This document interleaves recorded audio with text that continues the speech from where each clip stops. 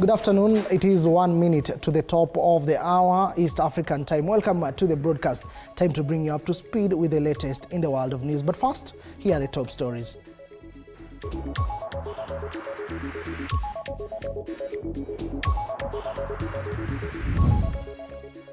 A looming health crisis is on the horizon as the Kenya Union of Clinical Officers has declared a nationwide strike. Meanwhile, health workers in Kericho County are also protesting, citing a separate dispute with the local government. In Kisumu, a group of residents and local leaders are voicing their disagreement with the results of the AUC race in Addis Ababa. Despite widespread discontent, they stand united in one message. They do not hold President Ruto accountable. Kuteleza sio kuanguka. Tujaanguka pale. Kwa sababu tumeanguka nje lakini hapa nyumbani tumesimama. Hiyo najua kwamba Raila Amolo Odinga bado amesimama. As Baringo County and the rest of the nation mourn the passing of former Senator William Cheptumo, new details have emerged. He will be laid to rest on March 1st, 2025 at his home in Baringo County.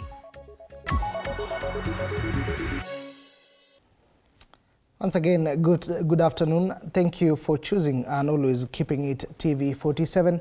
My name is Moige. Now let us keep you informed. We start off whereby church leaders have called on politicians to prioritize development over divisive politics, saying that the rise in political temperatures will hinder implementation of development projects. Speaking at Kiboi in Kiharo constituency, they have said that political leaders should accommodate each other despite their political affiliation. Our reporter Robert Gakure tells us more.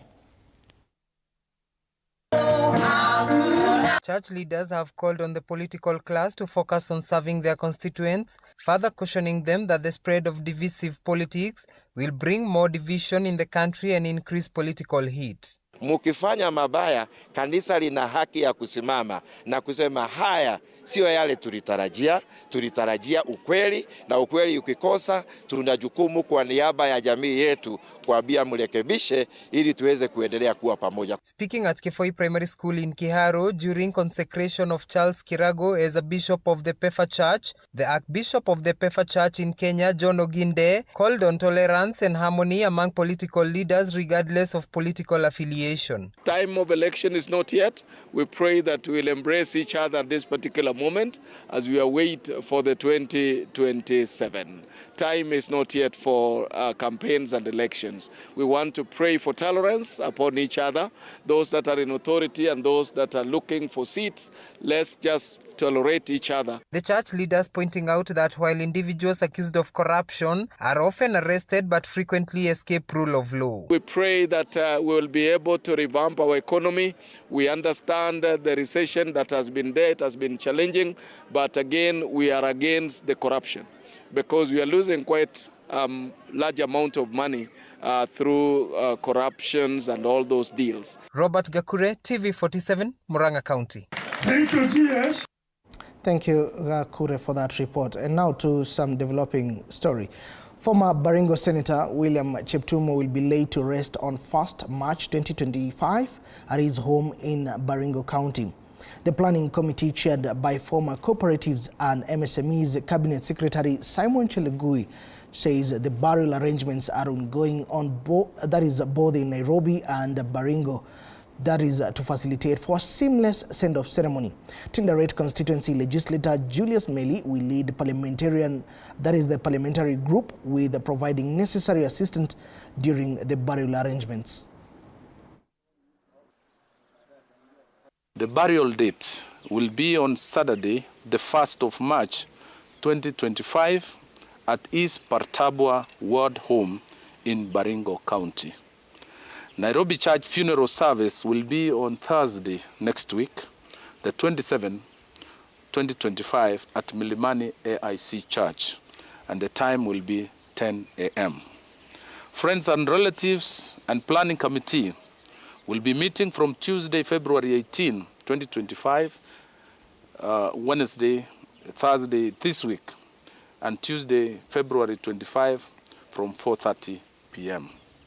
We'll keep updating Kenyans on the progress of the burial programs on a regular basis, But take note that other meetings will be taking place simultaneously at his home in Baringo, that is to know your home, and in Cabernet. So there are stages. There are committee of the Senate, there will be committee of Parliament as a whole, there will be this committee led by Jelogoi, there will be also a committee in Baringo County, and there will be a committee at home, all working in coordinating the events for the burial for Honorable Cheptumo. In fact, in the executive, PS Bitok will be coordinating the national executive. Very good man, a reconciliatory person, a person who wished so well to all of us, a person who would always guide, give us advice as our elder.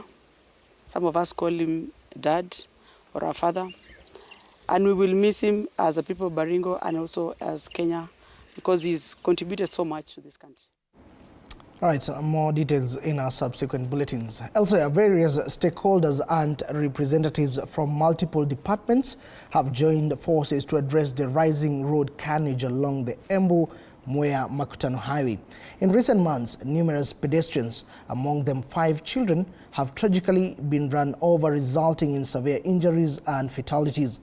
Mwea Area Police Base Commander Jamila Murugu called for collective action to combat road accidents, urging everyone, including police officers, to play an active role in reducing fatalities. She emphasized the importance of properly training drivers through registered driving schools to ensure the safety of both motorists and pedestrians. Na watu ya pikipiki sababu wanakataa kufuata sheria sana, wakuje tuwafunze, either wako na pesa ama hawana, wakuje wasome ndio wajue kufuata sheria ya barabara. Wakati unapokufa hakuna ceremony zingine, umekufa na hakuna ati kwenda kupeleka mila. Kwa hivyo jihadharini sana ili mchunge watu wengine barabarani. Speeding hiyo lazima tumeongelesha sana, na tunaomba wa reduce hiyo speed kwa sababu imesababisha mambo mengi sana barabarani, tunapoteza mioyo ya watu. Na wakizingatia traffic rules, hiyo shida itaisha. We are happy, we encourage all of you mwende shule, and the shule nyunaenda ikue approved and registered by NTSA. Usiende any other school, make sure ikue approved and registered by NTSA, because ukienda any other school, kesho ukienda kufanya exam hautapitishwa. In other news, a healthcare crisis is looming in Kericho County as doctors issue a 14-day strike notice, citing the county government's failure to honor their collective bargaining agreement scheme of service and return to work formula signed in May 2023. The Kenya Medical Practitioners, Pharmacist and Dentist Union, that is KMPDU, has warned that if their grievances are not addressed, all doctors will withdraw their services from March 3rd, 2025. We have given the county enough time, and we now think it's now time for them to act, and we'll be therefore withdrawing our services from 3rd March at midnight. The issues at hand that we found to be of serious concern to our members is the issue of medical cover. As doctors, Kericho County does not have a comprehensive medical cover for its doctors, despite the fact that they provide the service of being healthcare workers and doctors. So actually they are providing a service that themselves they cannot afford. So for that reason, we'll not have any reason, if that particular matter will not have been resolved, we'll not have any reason to be at work after the elapse of 14 days. So many doctors have stagnated, even after coming from school, specializing in various fields to offer services to this county. Well, they come back here, they have stagnated in very low job groups that are not according to our scheme of service and are not according to our CB and return to work formula that we agreed. On the issue of contracts, we have doctors here who have been in contracts since 2021. And it was clear and agreed upon that the contracts are for 3 years. Then if you don't have any reason, you confirm the doctors to PNP. That has not been done in Kericho County. As we had agreed, the doctors are now working in terms that they don't know. They don't even have any agreement that indicates how the engagement with the Kericho County is. And now, away from the green county of Kericho to the coastal county of Mombasa, where a historic moment unfolded at the port of Mombasa as two cruise vessels, Miss World Odyssey and Miss Europa, docked simultaneously, marking a significant milestone. The two ships, carrying over 1,600 passengers and crew, providing a major boost to Kenya's tourism sector as tourists explore archaeological sites across the country. Speaking at the port, stakeholders emphasized the critical role of peace and security in attracting more cruise vessels to the country. Business owners are set to benefit as the World Odyssey will remain in Mombasa for 6 days.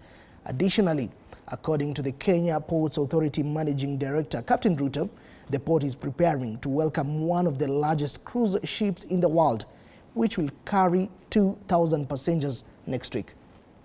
For cruise ships to come into this country, it says a lot for the country because it confirms that as a country we support tourism, the excursions that the tourists have taken. It is also as a country that is also supporting, providing security, and when we have peace in the country, this is what you always expect. And as I say, it is a history in this port today because normally we always receive maybe one ship at a time, but today we are lucky enough to have received two ships, and it is the start of the season for cruise tourism. As KPA, we continue marketing cruise tourism for our port and for the country, because without marketing this port, we will not be able to receive these vessels. We are also investing in infrastructure. We have a cruise terminal at berth number 1 that is able to handle all those passengers. We have today tourists who have gone to the Tsavo National Park, Amboseli National Park, and exciting also to have some of them going to Vipingo to play golf.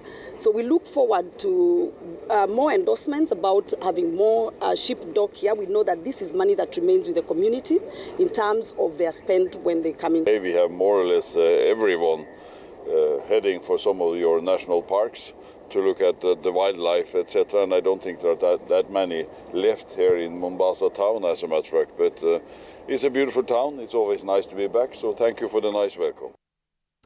2 days after ODM leader Raila Odinga's loss in the AUC race, a section of Kisumu residents have expressed support for President William Ruto. They praised Ruto's stance of standing by Raila even after the election results. Speaking in Kisumu town, the resident voiced their backing for President Ruto's government, highlighting the significant benefits the Luo community has gained under his leadership. They expressed confidence that Raila Odinga will not oppose President Ruto and will continue to collaborate in addressing the nation's challenges. We are behind Ruto, and from Kisumu, we are going to support Ruto, and we will give him another 5 years to work for Kenyans, because he's the only person who has remembered Luo. Kwa hii serikali yake tumeona matunda. Tumepata ma PSS, tumepata ma ministers full, ambapo hatujaipata energy, finance na minister PS wa interior. Ambapo ndio kwa maana tunaona hii serikali ya William Ruto ni mzuri, na sisi kama mavijana wa Kisumu tukae ndani yake. Tulikosa ile kiti, lakini kukosa ile kiti, Kiswahili kingine nasema kwamba kuteleza sio kuanguka. Tujaanguka pale kwa sababu tumeanguka nje, lakini hapa nyumbani tumesimama. Hiyo najua kwamba Raila Amolo Odinga bado amesimama.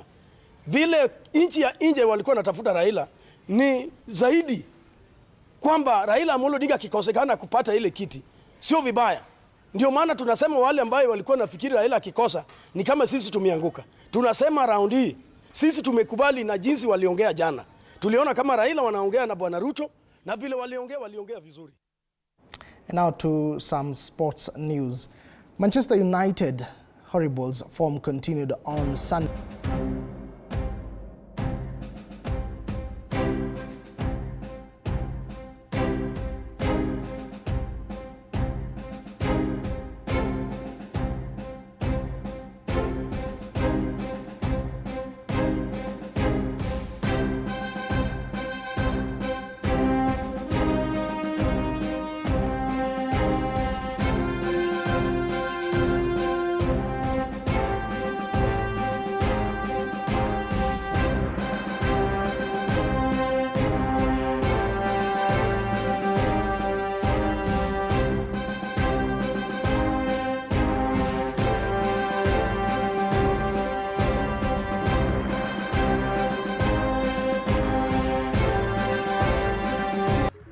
All right, that is all we had for the 4 p.m. update. You're now up to speed with the latest in the world of news.